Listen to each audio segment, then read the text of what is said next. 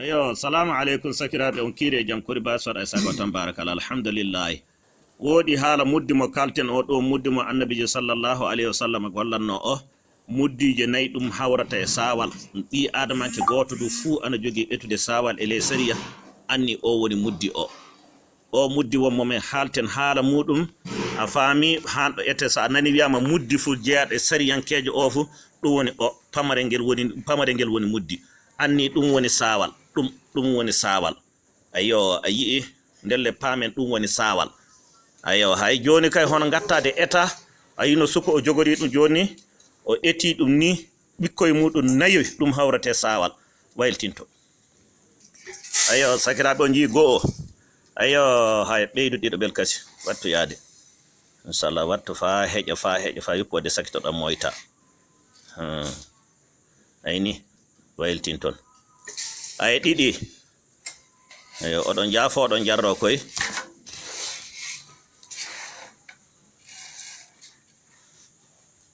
ayo moytu fa woɗ fa fota cappi ayo oɗon jaafo ko ngel won tatoɓel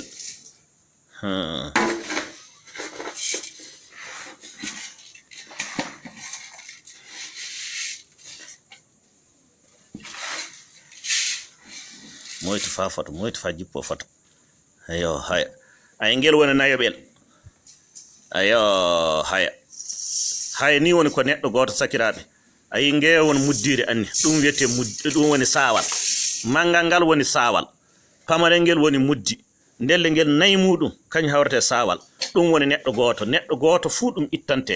neɗɗo goto fuu ngel etanta ɗum a fuɗɗiran du pamarel ɓinguel pamarel sakitingel fuu rimede fay so tawi e ley futuraku ñande muɗum ñande wetata juulede fay e ley futuro wonko ngel rima ngel fuɗɗirte ma so debbo keso ɓamuɗa jombajo ɓamuɗa e ñande muɗo ley on ɗon futuro on do a etanan ɗo ma du keefeero silmuɗo on du etan e on ɗon wakkati ma du maccuɗo rimɗinaɗo on du etan